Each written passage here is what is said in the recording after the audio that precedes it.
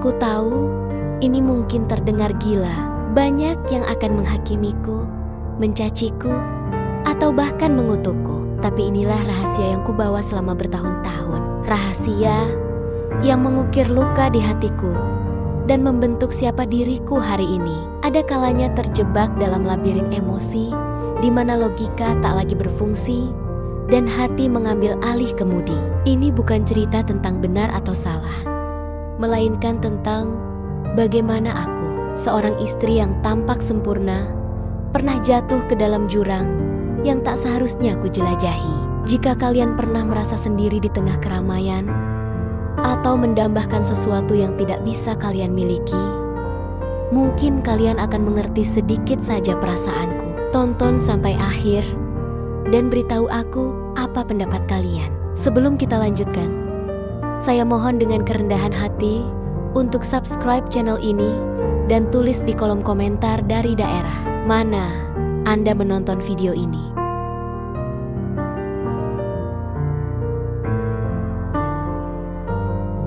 Namaku Novi. 14 tahun yang lalu, aku menikah dengan Mas Bimo. Kami adalah pasangan yang ideal di mata orang-orang. Mas Bimo seorang insinyur yang sukses, mapan, dan sangat baik. 9 tahun pertama pernikahan kami, segalanya terasa begitu lengkap, kecuali satu hal. Kami tidak punya anak. Aku sudah berobat kemana-mana, mencoba berbagai cara, tapi takdir berkata lain. Aku selalu menyalahkan diriku sendiri, merasa gagal sebagai seorang wanita dan istri. Ditambah lagi Mas Bimo sering tugas di luar kota, kadang berminggu-minggu, bahkan berbulan-bulan. Rumah yang besar dan indah ini terasa seperti penjara, sunyi dan dingin. Kala itu, aku merasa sangat kesepian, seperti berada di sebuah pulau terpencil. Mas Bimo memang posesif. Dia ingin tahu setiap detail kegiatanku, dengan siapa aku bicara, dan kemana aku pergi. Mungkin dia melakukan itu karena cemas. Tapi bagiku, itu seperti tali yang mengikat leherku. Aku merasa tercekik, tidak bisa bernapas. Kehidupan sehari-hariku hanya diisi dengan rutinitas yang monoton. Membereskan rumah, menunggu telepon dari suamiku, dan merenungi nasib yang tak kunjung berubah. Di tengah kesunyian itu, datanglah Seto. Dia adik kandung Mas Bimo, berumur 21 tahun.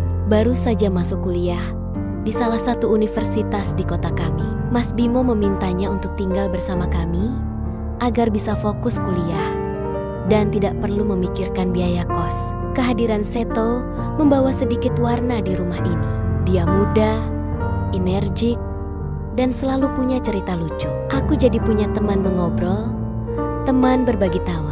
Rasanya seperti ada jendela yang terbuka, membiarkan sedikit udara segar masuk ke ruangan yang pengap. Suatu malam, aku sedang telepon dengan Mas Bimo. Seperti biasa, dia bertanya macam-macam, dan aku mencoba terlihat bahagia di ujung sana. Padahal hatiku kosong. Aku kangen kamu, Mas. Kapan pulang? Ucapku. Suaraku kurendahkan agar terdengar lebih manja. Mas Bimo menjawab dengan suara khasnya yang hangat, membuatku tersenyum. Tiba-tiba pintu rumah terbuka. Ternyata Seto pulang. Aku tidak menyangka dia akan kembali secepat itu dari kampus. Dia melihatku sedang tersipu-sipu sambil memegang ponsel, dan aku langsung salah tingkah. Wajahku merah, entah karena malu atau karena tertangkap basah. Aku langsung memutuskan sambungan telepon, pura-pura ada masalah jaringan. Aku merasa sangat aneh dulu. Jika ada orang yang memergokiku seperti itu, aku akan merasa biasa saja. Tapi di hadapan Seto, aku merasa seperti remaja yang ketahuan sedang jatuh cinta. Aku jadi salah tingkah. Bahkan saat dia hanya menyapaku, dia tersenyum. Senyumnya yang khas, ramah, dan tulus. Entah mengapa, saat itu aku melihatnya dengan cara yang berbeda. Aku menyadari Seto bukan lagi anak ingusan yang dulu kulihat. Dia sudah tumbuh dewasa, badannya tegap dan sorot matanya. Ada sesuatu di sana yang membuatku merasa berdebar. Dia memiliki aura yang berbeda. Aura yang jauh lebih kuat dari suamiku. Aku merasa bersalah, tapi sekaligus merasa ada sesuatu yang baru, sesuatu yang berbahaya. Aku tahu perasaan ini tidak benar, tapi rasanya sangat sulit untuk mengendalikan. Ini adalah awal dari sebuah kesalahan besar. Aku hanya berharap aku tidak melangkah terlalu jauh. Tapi entah kenapa, bagian tergelap dari hatiku justru menginginkan itu. Sejak malam itu, ada sesuatu yang berubah di antara kami. Aku jadi lebih sering memperhatikan Seto, mengamati setiap gerak-geriknya. Dia duduk di sofa, fokus dengan laptopnya, sesekali menggaruk rambutnya yang berantakan. Aku menyadari, Seto punya kebiasaan kecil yang lucu. Seperti saat dia sedang bingung, dia akan menggigit bibir bawahnya. Anehnya, hal-hal kecil itu membuatku merasa tertarik. Perasaanku pada Mas Bimo terasa tawar seperti kopi yang sudah dingin. Tapi perasaanku pada Seto rasanya seperti kopi panas pahit, tapi menghangatkan. Aku mencoba menepis perasaan itu, menyibukkan diri dengan pekerjaan rumah. Tapi Seto selalu saja ada dalam pikiranku. Suatu sore aku mendengar suara dari kamar Seto. Pintu kamarnya sedikit terbuka dan aku penasaran. Aku mendekat, mencoba mengintip di dalam. Seto sedang duduk di meja belajarnya, menatap layar laptopnya yang mati. Aku mengira dia sedang tidur, tapi kemudian aku mendengar dia berbisik, "Novi, Novi." Dia memanggil namaku berulang-ulang dengan nada yang penuh kerinduan. Jantungku serasa berhenti berdetak. Aku tertegun. Tubuhku kaku, tanganku spontan menutupi mulut, menahan napas. Pikiranku berkecamuk. Ada apa ini? Kenapa dia memanggil namaku? Apa dia bermimpi tentangku?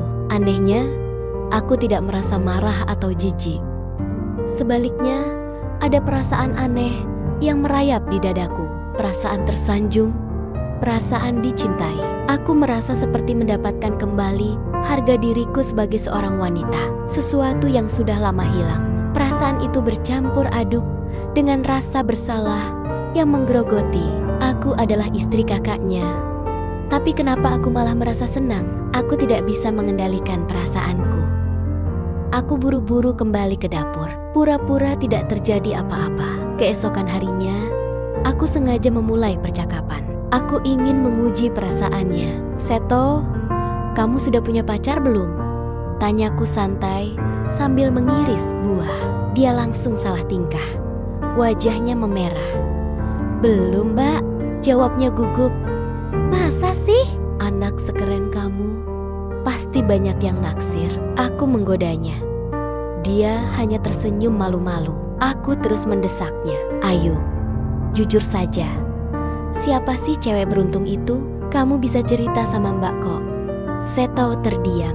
Dia menunduk, memainkan ujung kaosnya. Ada keraguan di matanya. Aku bisa melihat dia sedang berjuang dengan dirinya sendiri. Di setelah hening beberapa saat, dia mendongak. Sorot matanya penuh kejujuran, penuh keraguan, dan penuh kesedihan. "Ada, Mbak, tapi dia sudah ada yang punya," jawabnya. Suaranya sangat pelan, nyaris tak terdengar. Jantungku berdegup kencang. Aku tahu ini dia. Ini saatnya aku memaksanya lagi. "Siapa? Ayo sebut saja namanya. Siapa tahu Mbak kenal." Dia menatapku lekat-lekat. Bibirnya bergetar, dan dengan sangat pelan, dia menyebut namaku, "Novi." Duniaku serasa berhenti berputar. Aku terkejut, tapi di balik keterkejutan itu, ada rasa bahagia yang tak bisa aku sangkal. Rasanya seperti ada bunga yang mekar di tengah gurun. Aku tidak tahu harus berkata apa. Lidahku keluh. Aku hanya bisa menatapnya. Dia terlihat putus asa, seolah sudah siap menerima penolakanku. Tapi aku tidak menolaknya. Aku justru membalas tatapannya. Dari tatapan itu, dia tahu perasaannya tidak bertepuk sebelah tangan.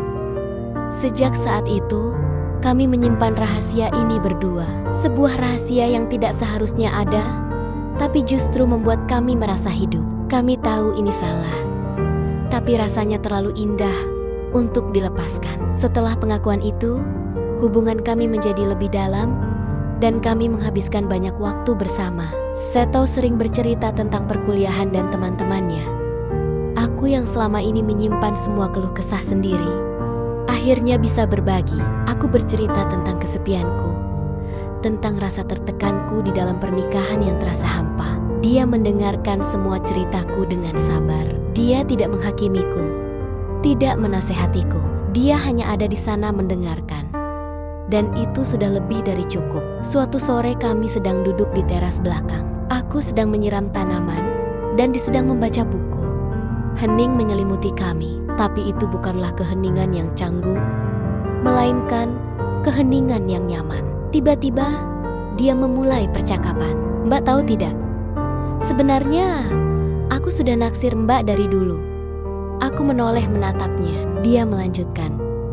Sejak Mbak menikah dengan Mas Bimo, waktu itu aku masih SMP. Aku terkejut. Kamu serius? Aku pikir kamu cuman bercanda. Jawabku tak percaya. Aku tidak bercanda, Mbak. Dia tersenyum getir. Saat aku melihat Mbak memakai baju pengantin, aku merasa sedih. Aku tahu itu perasaan bodoh, tapi itu yang kurasakan. Aku tak bisa berkata apa-apa. Perasaanku campur aduk. Aku merasa terharu, sedih, dan bahagia di saat yang sama. Ternyata perasaan ini tidak datang tiba-tiba. Ternyata kami sudah saling memiliki perasaan sejak lama. Hanya saja takdir tidak mempertemukan kami di waktu yang tepat. Sejak saat itu, kami semakin dekat. Kami berbicara tentang masa lalu, tentang impian kami, tentang ketakutan kami. Aku merasa Seto adalah orang yang paling mengerti aku di dunia ini. Dia memberiku kehangatan yang tak pernah kurasakan selama ini. Dia mengisi kekosongan yang ditinggalkan oleh suamiku. Mas Bimo meneleponku setiap hari. Dia menceritakan pekerjaannya, menanyakan kabarku, tapi rasanya semua percakapan itu terasa hambar. Hubungan kami seperti ritual yang dilakukan tanpa emosi. Aku selalu mencoba terlihat bahagia di telepon, tapi hatiku sudah terisi oleh orang lain. Aku merasa bersalah, tapi rasa bersalah itu tidak cukup kuat untuk menghentikan kami. Kami sudah terlalu jauh. Suatu hari Seto menggenggam tanganku. Mbak, aku tidak tahu ini benar atau salah, tapi aku tidak bisa lagi menahannya. Aku sayang sama Mbak. Tanganku bergetar. Aku tidak melepaskan genggamannya. Sebaliknya, aku membalas genggaman itu. Aku juga bisik, tapi kita tidak bisa melangkah lebih jauh dari ini. Aku tahu, kami tidak bisa. Aku adalah kakak iparnya. Dia adalah adik suamiku. Kami adalah keluarga. Kami tidak bisa merusak semuanya hanya karena perasaan yang terlarang ini. Aku untuk merahasiakan semua ini dari Mas Bimo. Demi rumah tangga, Mbak. Demi kebahagiaan kita semua. Janji ya, Seto.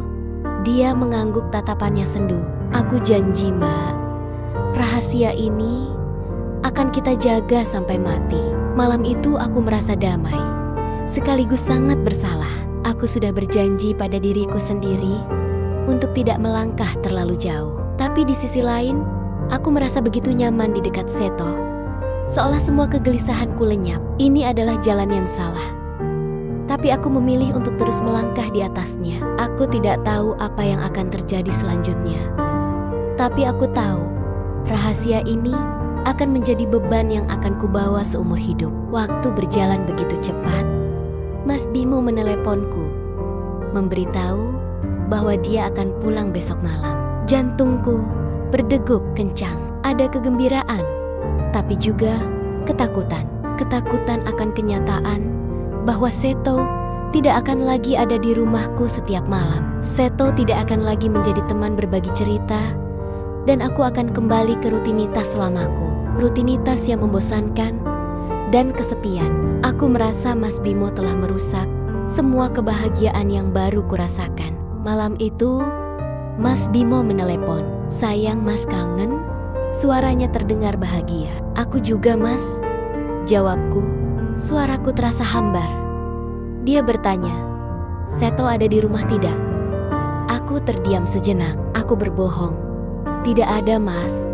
Katanya dia lagi menginap di tempat temannya untuk mengerjakan tugas. Padahal aku tahu Seto ada di kamarnya. Aku bisa mendengar suara laptopnya. Tiba-tiba pintu kamarku diketuk. Mbak, ini aku. Suara Seto terdengar di balik pintu. Mbak, sudah tidur. Dia masuk tanpa menunggu jawaban. Dia membawakan secangkir teh panas untukku. Kamu kenapa bohong ke Mas Bimo? Bisiknya. Aku hanya menggeleng. Aku tahu aku tidak bisa menjelaskan perasaanku padanya. Aku tidak bisa bilang kalau aku ingin menghabiskan malam ini bersamanya. Sebagai sebuah perpisahan, aku melanjutkan percakapan telepon dengan Mas Bimo. Seto duduk di sudut ranjangku, diam-diam mendengarkan. Aku dan Mas Bimo berbicara tentang hal-hal biasa. Kapan-kapan kita liburan berdua lagi ya sayang, kata Mas Bimo. Tentu Mas, jawabku. Tapi hatiku kosong. Aku merasa sangat lelah. Lelah dengan kebohongan-kebohongan ini. Lelah dengan sandiwara ini di menatapku. Matanya penuh kesedihan, tapi juga pengertian. Dia seolah-olah mengerti apa yang kurasakan. Kami berdua tahu, ini adalah malam terakhir kami bisa berbagi momen seperti ini. Malam terakhir, kami bisa merasa dekat. Malam itu, kami benar-benar sudah melewati batas yang tidak seharusnya terjadi. Entah setan dari mana waktu itu, kami benar-benar menikmati, kami merasakan kehangatan, seolah tidak ada jarak yang tak terjangkau di antara kami. Pagi itu, aku melihat Seto mengemas barang-barangnya. Dia akan pulang ke kampungnya, menemui orang tuanya. Dia akan kembali setelah Mas Bimo sudah pulang. Mbak, jaga diri baik-baik ya katanya. Kamu juga Seto. Jawabku, suaraku tercekat. Dia pergi dan tiba-tiba rumah ini terasa sangat kosong. Aku kembali menjadi Novi yang dulu. Novi yang kesepian. Novi yang terjebak dalam sangkar emas. Setelah 3 tahun berlalu, kehidupan kami berjalan seperti yang seharusnya. Seto sudah lulus kuliah, mendapatkan pekerjaan di perusahaan listrik negara. Dia juga sudah menikah dengan gadis pilihannya, seorang gadis desa yang sederhana. Aku melihat foto pernikahannya di media sosial. Dia terlihat bahagia, senyumnya begitu tulus. Aku tahu, dia sudah melupakan semua rahasia yang kami simpan. Aku dan Mas Bimo, akhirnya kami dikaruniai seorang putra. Kami menamai putra kami Rizky. Dia adalah anugerah terindah. Kehadiran Rizky mengisi kekosongan dalam hidupku. Aku tidak lagi merasa kesepian. Aku sangat bahagia. Tapi setiap kali aku melihat anakku, aku selalu teringat pada Seto. Aku teringat pada semua rahasia yang kami simpan. Aku bertanya-tanya, apakah Seto juga mengingatnya? Rahasia itu masih ada, masih tersimpan di hatiku, menjadi bagian dari diriku. Aku tidak pernah menceritakannya kepada siapapun. Tidak kepada suamiku, tidak juga kepada Seto. Seto dan aku tidak pernah membicarakan kejadian itu lagi. Seolah-olah malam itu tidak pernah terjadi. Aku tahu kami berdua mengingatnya. Itu adalah kenangan yang membentuk kami. Kisah ini adalah pengingat bahwa terkadang kita harus menghadapi godaan yang datang dalam bentuk yang paling tak terduga. Kita harus membuat pilihan yang sulit, dan terkadang pilihan itu meninggalkan bekas yang tak terhapuskan. Tapi dari bekas luka itulah kita belajar. Dari situ kita menjadi lebih kuat. Kita belajar bahwa kebahagiaan sejati bukanlah tentang mengisi kekosongan sesaat, melainkan tentang membangun fondasi yang kokoh di mana kita bisa merasa aman, dicintai, dan dihargai. Dan terkadang itu membutuhkan waktu, kesabaran, dan pengorbanan. Beberapa rahasia memang seharusnya tetap menjadi rahasia, bukan untuk membohongi orang lain, tapi untuk melindungi hati kita sendiri. Dan terkadang di balik kebahagiaan yang terlihat sempurna, ada cerita yang tak akan pernah terucap. Cerita tentang kekosongan yang pernah ada, cerita tentang jalan yang salah, yang untungnya tidak kita lanjutkan. Dan cerita itu akan selalu menjadi pengingat tentang betapa berharganya sebuah keutuhan. Jika kamu pernah berada di posisi Novi, di mana kamu merasa sendirian, lalu seseorang yang datang mengisi kekosonganmu, ingatlah, jangan biarkan perasaan sesaat merusak kebahagiaan jangka panjangmu. Cinta sejati tidak akan pernah datang dari sebuah rahasia. Itu datang dari kejujuran, dari keikhlasan, dan dari komitmen yang tulus. Bagaimana menurut kalian, teman-teman? Apa yang akan kalian lakukan jika berada di posisi Novi? Beritahu aku pendapat kalian di kolom komentar. Jangan lupa like dan subscribe. Sekian dan salam.